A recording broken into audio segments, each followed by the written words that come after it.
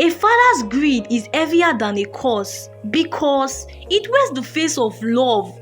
This is not a story about the bad man outside.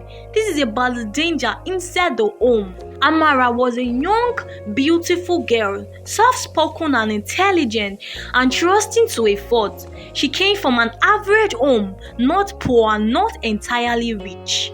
A home held together by effort, patience, and quiet endurance. Her mother, Mama Amara, woke up before dawn every day.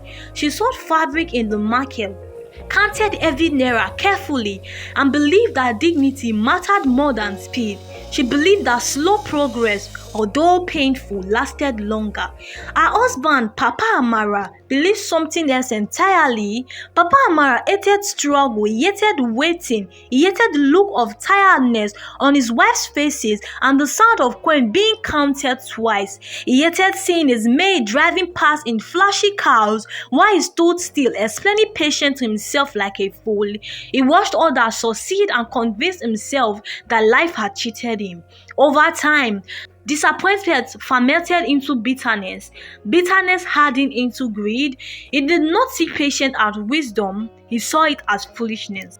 Argument became common, and Mama Hamara spoke of endurance. Papa Daniel spoke of shortcuts. You think suffering is a bridge of honor? He asked his wife one evening. No, I think dignity matters. Mama Grace shouted back. Dignity does not pay the bills. Papa Daniel snapped. Amara grew up watching these battles quietly, although she learned to be silent earlier. She loved both her parents. When Amara grew into a young woman, something changed. Papa Daniel's eye changed. He no longer saw a daughter he needed to protect. He saw an opportunity. One evening, while eating gari and soup, he said casually, like advice, like care, Amara, don't follow useless boys so. If you must follow any man, make sure he has money, yeah? Money. Amara laughed. She thought it was a joke. But Papa Amara did not laugh. Soon, patterns formed. Amara got the privilege to do whatever she wanted. Because no parental guardians, she started following small boys from a young age, started following bad friends and bad peer groups. And before you know it, Amara started returning home with small gifts, cash, food, clothes. Papa Amara smiled more. His voice softened. His complaint disappeared. When she came home empty-handed, irritation filled the room. Silence became punishment. Questions became integration. Where did you go? Who did you meet? What did you bring? This was the question he always asked whenever she returned empty-handed. What began as encouragement became expectation. Expectation became pressure, and pressure became control. Amara felt it. She did not understand it. She mistook comfort for responsibility. She told herself she was helping the family. At first, it looked harmless. She met wealthy men. No love, no commitment, just money. New clothes arrived. Phones were upgraded. Envelope were sealed quietly into Papa's Amara's hand. Papa Amara stopped complaining. Mama Grace stopped sleeping. She was worried. She was scared. But what could she do? Mama Grace warned over and over again. This is not care. This is danger. She begged her husband. You are exposing her too early. Papa Amara waved her off. You like suffering too much, this woman. Keep quiet. Do you want us to remain poor forever? Mama Amara saw consequence, but Papa Daniel saw benefits, and that difference would destroy everything. Unknown to Amara, her dad had started answering calls on her behalf. He negotiated meetings. He spoke to men she had never met. He told her when to dress nicely, when to smile, and when to obey. Amara did not know she was being sold. Slowly, politely, legally, invisible. And then Chief Obina entered the picture. Very rich, very powerful. A man that was feared. Papa Amara admired him instantly. This one is serious money, oh, he said proudly. He did not ask questions. He did not care to know. That night, Amara followed Chief Obina to his house.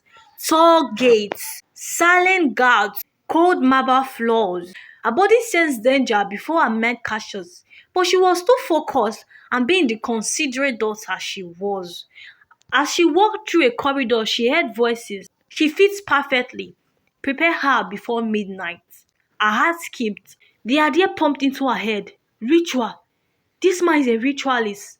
She ran for her dear life. Amara ran home shaking. She told Papa Daniel everything, every sound, every fear. Papa Daniel listened. So came his reply. You think money come without risk or what? That moment break Amara. Not confusion, not ignorance, trust. She realized her father knew and still sent her. Amara locked herself indoors, ignored calls, avoided messages. Papa Daniel became furious. So you want us to go back to suffering? Eh? Amara, open this door! Open this door! Mama Grace stood up for the first time in years. Enough! What is all this now? Enough is enough. Allow this girl to have peace. Eh? You keep pushing her, pushing her. What do you take her for? She's a human being. Mama Grace shouted. She was tired. She was tired of seeing her own daughter carry the burden of the family and risking her life. Amara felt dirty. Not because she had done something wrong, but because she had been treated as something disposable. She hated herself for not running earlier. She hated disappointing her parents. One night, overwhelmed, she attended a party. Alcohol, drugs. And that same night, police arrived and arrested people doing drugs in the club. Amara was arrested. The men vanished. Phones were seized. The policeman said Amara would be locked up for a while. Before being arrested, she begged the police that she wanted to have a conversation with her father, which the policemen agreed to. Papa, come closer. I have something to say to you in your ears, Amara said. When Papa Amara went closer, Amara bit his ear off and said to him, You are the cause of all this. You pushed me into this, Papa. You pushed me, she said as she wept. The policemen stared in shock and they start questioning Papa Amara. What happened? And that was how the investigation began. They checked her phone. Messages were uncovered. Voice note played. Papa Daniel's voice was there, negotiating, encouraging, and dismissing anger. And that was how Papa Amara was exchanged in place of Amara. After all, he was the mastermind behind the plan. He was locked up in cell. There was no money, only silence, only memory, and only regret. Moral lesson of this story: a parent should be a source of hope to a child, one she can lean on in times of difficulties, with money or without money, one that can give her a good advice where she will find peace, and not the other way around.